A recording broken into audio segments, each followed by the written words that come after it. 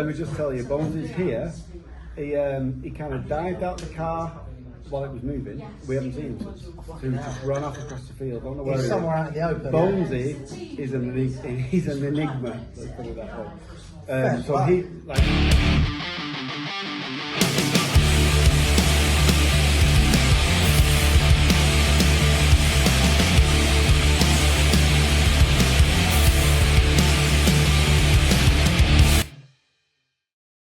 So, an interview that I didn't think that we was going to be doing today. We've got We Three Kings on. As much as they're not playing, they're here. Here we are. How are we, boys? It's been Very well. It's been a big old year. I mean, it's been a year since we had you on last. Yeah, And, pretty much. It's good to have you boys up back on. Great to see you, mate. Yeah, we last saw you at Love Rocks last summer. Yep. Yeah. That was it. And we had you on, I think, a week or two after. That's right. Love Rocks. Yeah. It's good to see. How are we doing these days? Yeah, really good, mate. Really good. Been busy since we last saw you. Lots of gigging going on. We've brought an album out since we last saw you, Fucking amazing reviews as well. which has gone down really well. Plenty of gigs, and we're writing and recording new music for our second album already. So Awesome, man. yeah, there's good momentum in the band at the minute, and we're enjoying it. Yeah. Great. So, for the lot that may have not seen the first interview that we did, if you could, if there were three main bands that inspired your music, what bands would they be? You can tell. Oh God. It's difficult because we've got our own sound. We've definitely honed our own sound.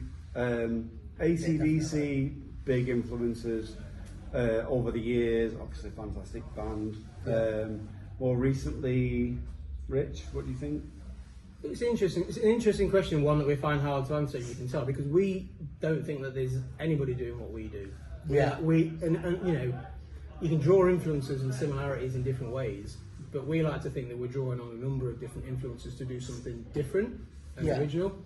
But we're a two-piece band, big fuzzy guitars, catchy choruses, so we get comparisons to like the Virgin Mary's, Royal Blood, those sorts of things, Black Keys, you know. Okay. And it's definitely, you will pick up bits of that from what we do, but we like to think that we're doing something nobody else is doing, and that's what it's all about, isn't it? Exactly. And at the end of the day, you, as punters that listen to us, might think differently, might hear something in a song that we don't hear when we're writing it. That's fine. You know, ultimately, it's difficult to write unique and individual music nowadays because of what's gone, you know, underneath the bridge before. Yeah. But we do think we've got something slightly different, certainly to a lot of the bands that we play along with in this kind of area, this kind of field, this genre of music. Yeah. And we enjoy it. So the most important thing is that we enjoy the music. Exactly. We enjoy writing it. We write it for ourselves. And then if other people like that, then so be it. And great. Yeah. Right. So, what have you boys got on for the rest of the year? I know that you're playing Made of Stone, which is an absolute massive one for you. Yeah. Well, our next gig is Made of Stone, which is, we're pumped about that. That's all set to be probably our biggest ever gig.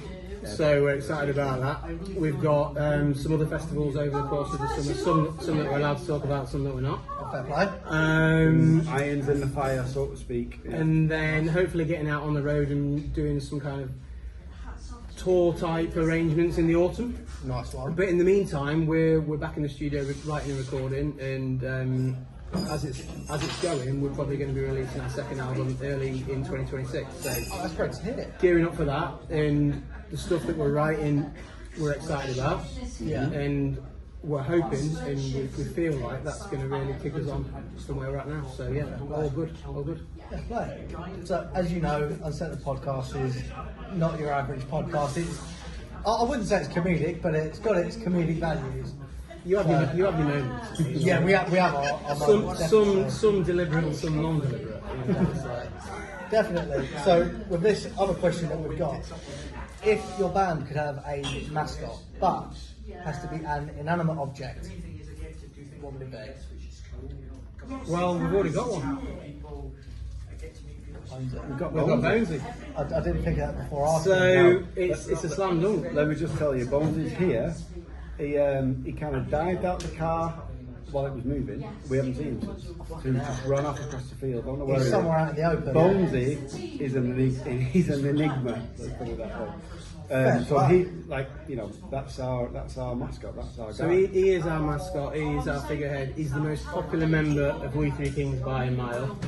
He's got his For own now. he's got his own merch, Got his own merch. he's got his own fans, he's got his own groupies, Is he a cult following of some sort? he's got his own absolutely. rider. Oh, wow. He has his own rider. To be honest, it's a fucking nightmare to be a band. I'm not sure we're going to see him. He might make his own way home at some point. Is he going to but sell yeah. out and join a bigger band? Do you reckon? I don't know, but if he did, I'd go with him because he is the star. So you know. That is very true. So yeah, that you know, most bands will come up with some mad answer. We've already actually got one in the band, so there you go. You know. Fair play. Well, boys, He's the man. again, from me and the rest of the podcast crew, thank you so much for coming on for this lovely chat. It's been absolutely. Cheers, Tom. It's always a good time talking to you boys. Absolutely, mate. Great to see you. We'll see you at Made of Stone. Oh, definitely. See you there.